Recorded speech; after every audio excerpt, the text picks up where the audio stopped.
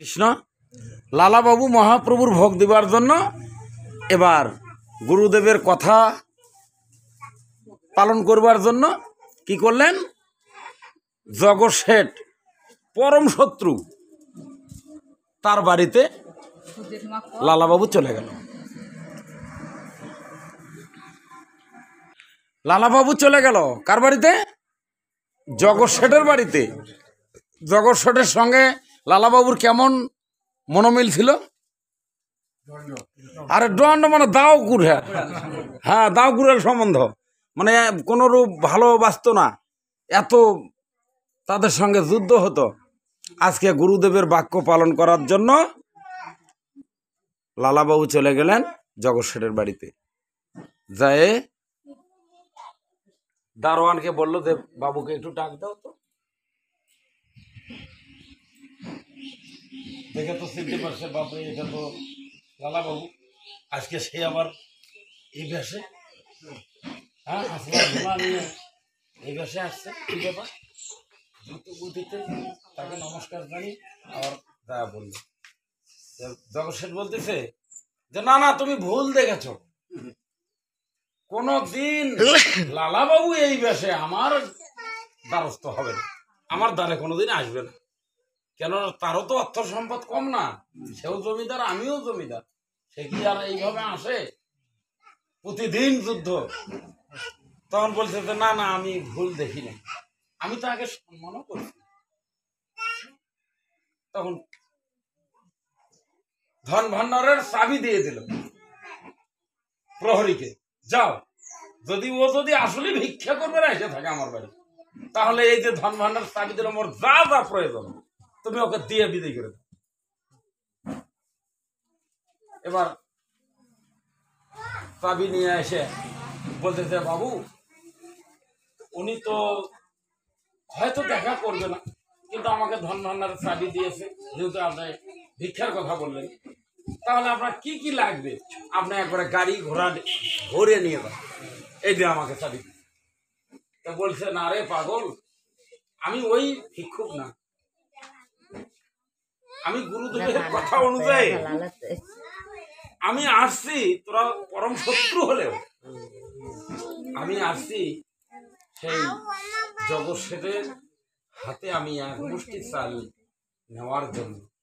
আমার অত লাগবে না, আমি এক মুষ্টি চাল নেব, আমি চৈতন্য মহাপ্রভুর ভোগ দেব, আমি সেজন্য আসছি, তুমি যাও, যা বলো। তখন চলে গেলেন, যা বললেন বাবু শুধু এক মুষ্টি চাল নেবে, উনি নাকি ভগবানের ভোগ দেবে, আপনার হাতে নেবে। তখন আসলেন, এসে আচ্ছা দেখি নাকি এই ভুল টুল কিছু বলছে, একটু দূর থেকেই দেখতেছে, হ্যাঁ তার মাথাটা মুরুন করা, শিখা বন্ধন করা, দাদার সঙ্গে তিলক, গলায় সোনার মালাগুলো আর নাই, গলায় তুলসীর মালা, আসলা ঝোলা নিয়ে এসে দাঁড়িয়ে আছে বৈষ্ণবের বেশে। এসে বলছে যে তোমার এ অবস্থা কেমন করে হলো? তুমি তো একজন জমিদার, আমিও জমিদার, তোমার এই পরিণতি কেমন করে হলো?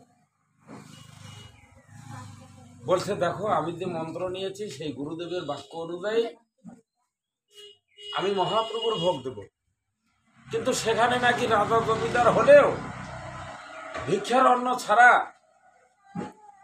আর শত্রুকে মিত্র না বানানো পর্যন্ত নাকি মহাপ্রভুর সেবা হয় না, ভোগ হয় না।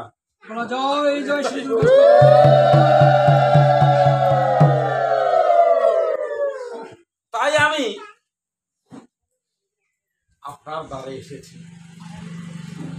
বলছে যে দেখো, তুমি যদি এত বিশাল জমিদারি অহমিকা যদি পদতলিত করে তুমি যদি বৈষ্ণব পথ আশ্রয় করতে পারো, তো আমি কেন পারি না? আমি কেন পারি না, আমি কেন পারবো না? তবে তুমি যার কাছে মন্ত্র নিয়েছো সে হলো গুরুদেব, তুমি সেখানে মন্ত্র নিয়েছ, আমিও তার চরণে কোটি কোটি প্রণাম করি। তবে তুমি এত অহমিকা পরিহার করে তুমি যদি আমার দ্বারে যদি আসতে পারো, আমি কেন সেই হিংসা, রাগ, ক্রোধ আমি কেন পদতলিত করতে পারবো না? তবে তুমিও আমাকে সঙ্গে নিয়ে যাও। হরে কৃষ্ণ,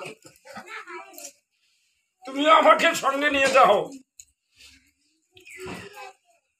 তোমাকে যে পাঠিয়েছে তিনি হলো গুরুদেব, দীক্ষা শিক্ষার গুরুদেব। আর তুমি আমাকে যে পথটা দেখালে, তুমি আমার পথের গুরু। দুইজনে যেন মিত্র, দুইজনে কি করছে? আলিঙ্গন করছে। হরে কৃষ্ণ, দুইজনে প্রেম নিবেদন করছে,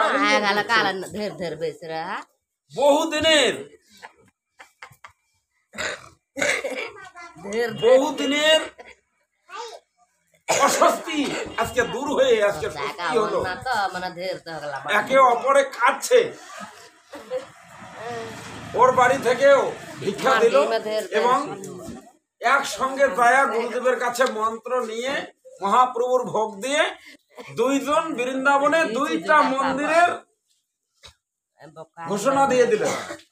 একটা হচ্ছে লালাবাবু রাধা গোবিন্দ মন্দির, আর একটা হচ্ছে জগৎ শেঠের রঙ্গজি মন্দির, যেখানে সোনার তাল গাছ এখনো রহি আছে বৃন্দাবনে। রঙ্গজি মন্দির সবাই চেনে, বিশাল বড় মন্দির।